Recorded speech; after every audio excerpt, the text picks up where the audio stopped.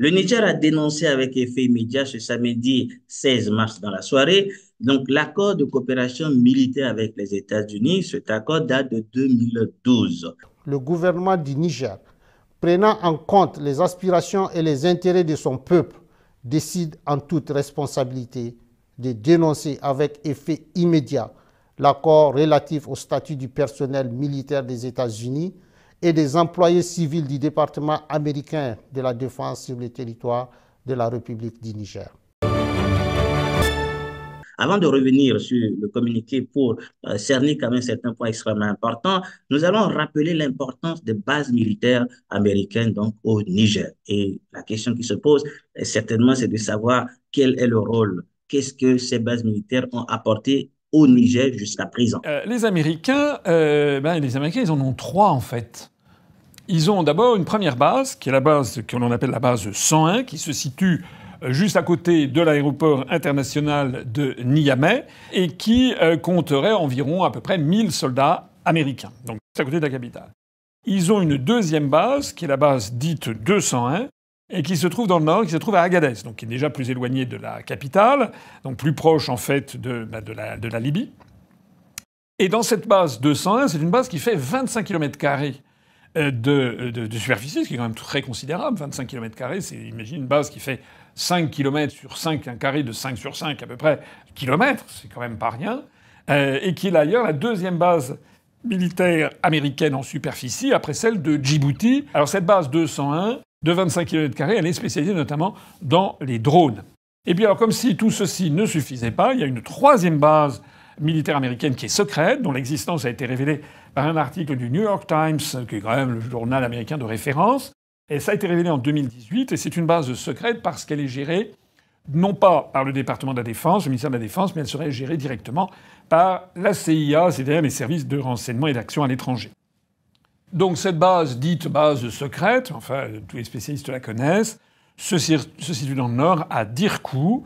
En voici une photo par satellite. Et cette base sert de point d'attaque, enfin de lieu où sont coordonnées par la CIA des attaques contre les insurgés islamistes du sud de la Libye ou du nord du Niger.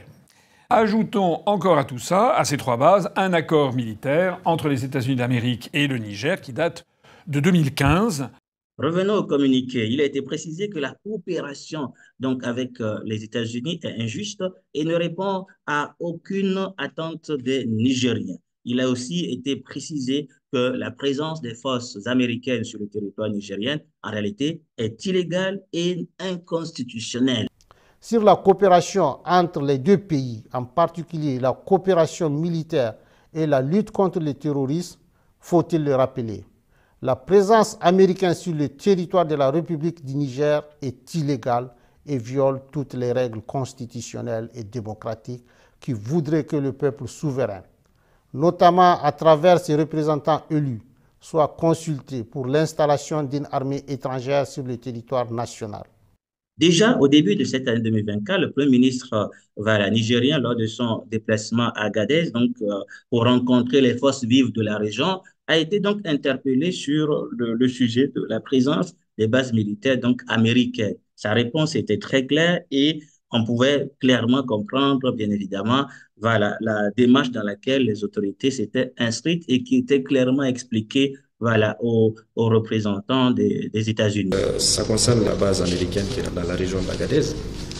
Bon, vous avez dû voir dans les médias qu'on a reçu la sous-secrétaire d'État adjointe américaine en charge de l'Afrique.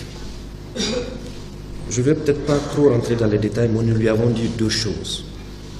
Le Nigérien retrouve sa fierté, il retrouve sa dignité, il retrouve sa rage de vaincre.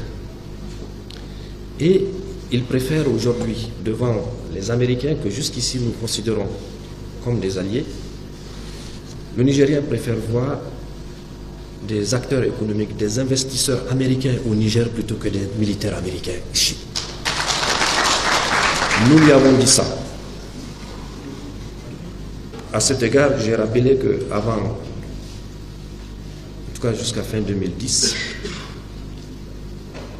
il n'y avait pas un seul militaire étranger sur notre territoire. et il n'y avait pas un seul terroriste sur notre territoire. Je lui ai dit que comment pouvez-vous nous empêcher d'établir une corrélation directe entre la présence de ces militaires et la présence des terroristes. On ne peut plus accepter ça. Je lui ai dit que nous savons quand les Américains considèrent un peuple ami et allié, il va jusqu'au bout. On les a vus en Israël, on les a vus en Ukraine. Et s'ils se considèrent comme des alliés à nous, ils doivent nous aider. Ou alors, ils doivent partir. Il n'y a plus de peur à exprimer. Donc, ce que vous êtes en train de dire, notre gouvernement travaille à parler avec eux. Et c'est vrai, nous sommes ouverts à cela.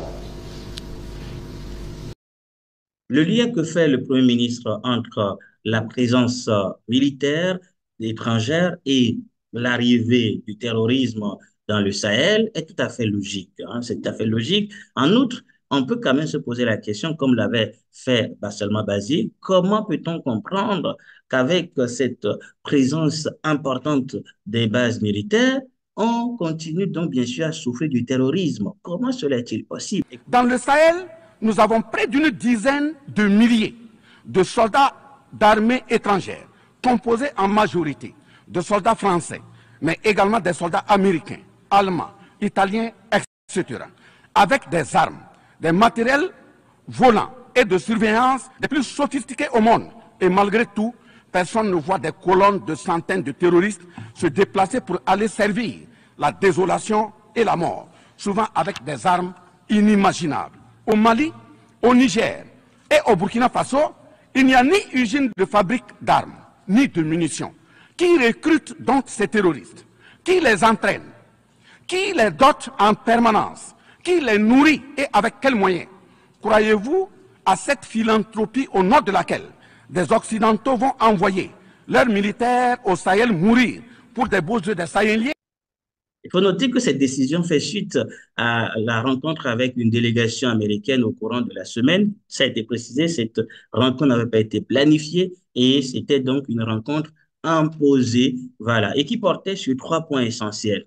Les échanges entre les deux délégations ont porté essentiellement sur la transition militaire en cours au Niger, la coopération entre les deux pays, en particulier la coopération militaire et la lutte contre le terrorisme, les orientations et perspectives politiques du Niger dans leur aspect relatif au choix des partenaires sur le plan diplomatique, militaire et stratégique, étant entendu que dans l'approche américaine, toutes ces 3 questions sont profondément liées.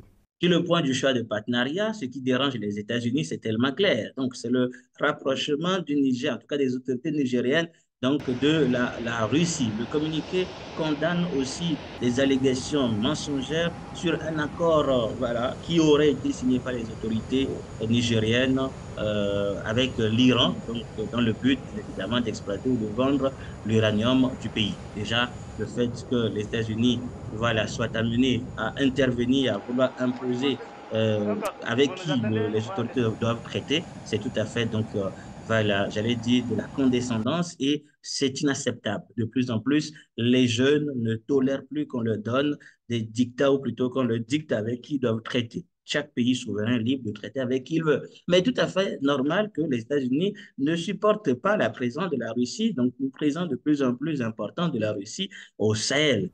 Sur le choix des partenaires diplomatiques, stratégiques et militaires, le gouvernement du Niger regrette la volonté de la délégation américaine de dénier au peuple nigérien souverain le droit de choisir ses partenaires et les types de partenariats à même de l'aider à lutter véritablement contre le terrorisme, alors même que les États-Unis d'Amérique ont décidé unilatéralement de suspendre toute coopération entre nos 2 pays. Aussi, le gouvernement du Niger dénonce-t-il avec force l'attitude condescendante assortie de la menace de représailles de la part de la chef de la délégation américaine vis-à-vis du gouvernement et du peuple nigérien. Je ne sais pas ce que vous en pensez, mais il me semble que la rupture de la coopération du Niger avec les États-Unis était prévisible, hein, donc dès la création de l'Alliance des États du Sahel, et c'est même salutaire pour cette alliance, parce que le Mali et le Burkina Faso sont proches de la Russie et ils n'ont aucune base étrangère sur le territoire puisqu'ils veulent affirmer leur souveraineté. Et le Mali, le Niger et le Burkina Faso sont dans une alliance. Il est donc inconcevable que le Niger garde sa coopération avec les États-Unis. À mon avis, cette décision devait être prise depuis très longtemps. Donc, dès le début, quand les États-Unis avaient suspendu la coopération, leur coopération avec les autorités nigériennes du fait du coup d'État, la décision devait être immédiate. Donc, les États-Unis, cette coopération devait être rompue et évidemment, donc, les bases militaires fermées. De toute façon, il y a toujours lieu de ne pas mettre beaucoup de tensions à la fois, puisqu'il y avait le cas de la France qu'il fallait gérer. Ensuite, on se tourne vers les États-Unis. Mais dans tous les cas, ce que je voulais noter là, c'est qu'il faut que nos États voilà, agissent plutôt que réagissent. Donc, il faut donc être dans l'action. Autrement dit, analyser dès le départ les coopérations, en tout cas, qui étaient signées. Et comme ça a été le cas depuis le début, en tout cas, c'est-à-dire l'arrivée de Ibrahim Traoré en particulier. Donc, lorsqu'il voit tout simplement qu'il y a des accords qui ne correspondent pas, il dénonce sans attendre une réaction, voilà, donc une action du partenaire avant de réagir. Mais il dénonce dès le départ, donc tout simplement des coopérations, des accords, des alliances, en tous les cas, qui ne vont pas dans l'intérêt du pays. C'est ce qu'il faut faire, aller donc dans l'action plutôt que dans la réaction. N'attendons pas que les gens agissent avant de pouvoir répondre à leur action. Non. Donc, et dans le communiqué, il m'a semblé que voilà, les autorités étaient dans l'explication, surtout en ce qui concerne la question du retour à l'ordre constitutionnel. Donc, je ne sais pas si c'est, en tout cas, dans l'intérêt des Nigériens de vouloir précipiter ou vouloir respecter un certain calendrier électoral. Donc, ce qui est important, c'est que les objectifs soient atteints. Et ça, c'est quelque chose d'extrêmement important, à mon avis. Donc, dans tous les cas, cette décision, elle est salutaire. Ça va renforcer la sécurité des États du Sahel, mais aussi leur souveraineté. Vous me direz ce que vous en pensez en commentaire. Vous me donnerez aussi vos avis et nous nous retrouverons donc dans une nouvelle vidéo, voilà, très prochainement. À bientôt.